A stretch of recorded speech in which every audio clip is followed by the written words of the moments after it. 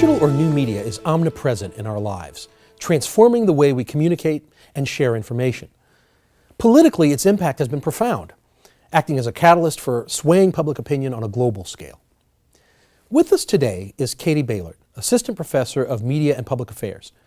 Katie is an expert on the intersection of politics and digital media, and she's the author of the new book, Democracy's Double-Edged Sword: How Internet Use Changes Citizens' Views of Their Government.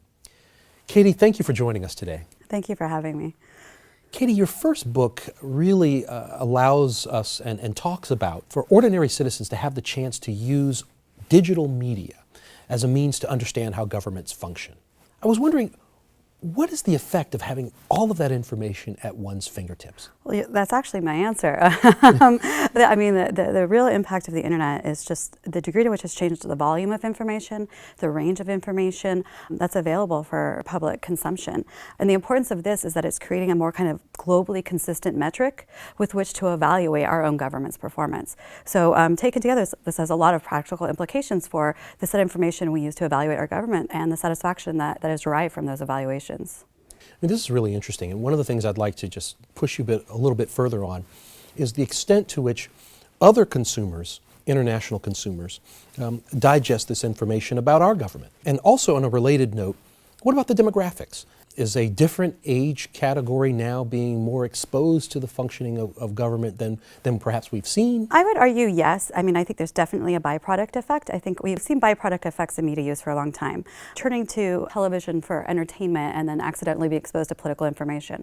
This is happening a lot more. This is happening on people's social media feeds. There are a lot of internet uses that are exposing kind of a broader range and a different demographic set of individuals to political information that they may not have been as likely to be exposed to. In terms of the effect of citizens in other nations being exposed to our government, and I would argue other advanced democracies, and maybe some that are functioning a little better than our own at the moment. So how satisfied you are with how democracy functions in your country depends on how you conceptualize democracy. In the past, our governments had a lot of latitude in defining democracy for their citizens. Therefore, they could somewhat influence citizen evaluation of their performance. And what the internet does is it reduces these other governments' latitude in defining democracy for their citizens. We now have this more globally consistent metric of what democratic governance looks like. And I think that has a significant impact on the criteria that people now use to evaluate their own government's performance.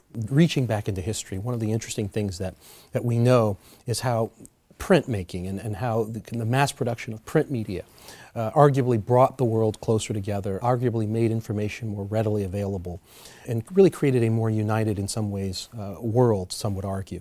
Is digital media different? Does it over-individualize, or is it in some ways related to that initial experiment that became print journalism?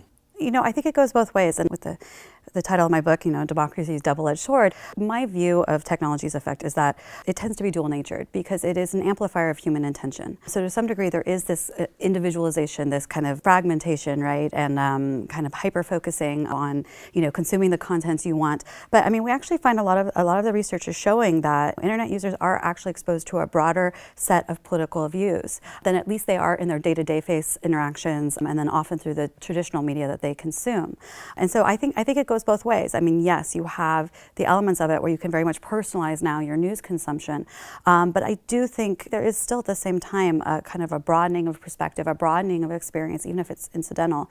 I do subscribe to the notion a bit of the increasing tendency to see yourself as a citizen of the world or of the globe, and I do think this very global technology that we have now, I mean, because the internet is global in ways that broadcast media could never be, is really contributing, I do think, to that development of that identity. In what ways does digital media actually empower individuals? I do very much subscribe to the traditional notion that information is power, or at least information is the foundation of power.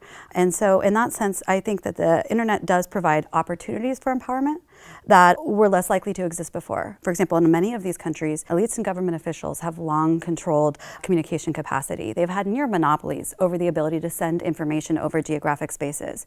Broadcast media is very easy to control. It's a single point to multi-point technology. So information radiates or is disseminated from a single point to the masses. So it's obviously pretty easy to control the information that's being sent through traditional broadcast media.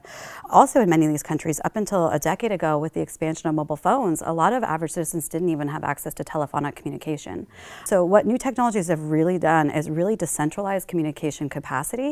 And I believe that, in a world where this capacity is decentralized, there are many more opportunities for empowerment than you would see in a world where elites continue to control have the type of monopoly they had long enjoyed. But by no means is empowerment automatic. By no means is it guaranteed.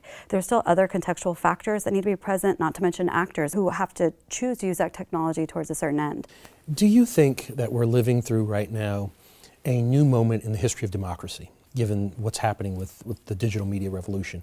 Do you also think that at some point, as people become empowered, governments will step ahead of the curve so that there will be new forms of control that will be devised? What do you see in the future? Well, in terms of the governments, yes. Already, right, we're seeing, three things come to mind immediately. There's the cyber warfare that government and government supporters are participating in. So the Syrian electronic army comes to mind. Since the beginning of the Syrian uprising, hackers have been very active on both sides. Opposition supporters have hacked into government websites, used the internet to document government abuses.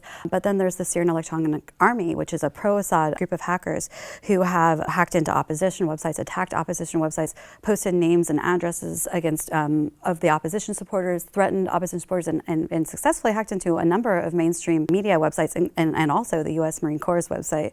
So that's clearly an important tool that's available to governments. There's also flooding the internet, using the internet to spread pro-government propaganda. So the country that comes to mind here is Russia. A lot of the internet infrastructure in Russia is controlled or owned by Kremlin-friendly or government-controlled oligarchs and companies. And so they can pretty effectively use the internet to just send out pro-Kremlin messages. And hopefully their hope is to drown out critical content online. And then, of course, there's censorship. Right? And so the country that comes to mind here is China. Very successful, relatively speaking, successful regulatory system, pretty sophisticated. But I would argue that even in these countries, even in countries with the most successful internet regulatory systems, there's just a multitude of examples of critical content that is slipping through the cracks. And I would actually argue that, yes, individuals living in these countries are receiving less critical information and less information than citizens living in nations where internet is totally free and unregulated. However, these nations tend to be pretty information scarce. So even the fraction of critical content that slips through the cracks, this marginal increase in critical information, I believe can have a very significant political impact in these countries. So I think it is, it's definitely changing the kind of, I call it informational relationship shared by governments and their citizens. And this is true for democratic countries, but it's also true for democratizing authoritarian nations. That's remarkable. Thank you, Katie, for being with us and sharing your information and insights into this critical topic that is going to be with us for quite a long time. Thank you for having me. I had a lot of fun and it was great to be here. Thanks.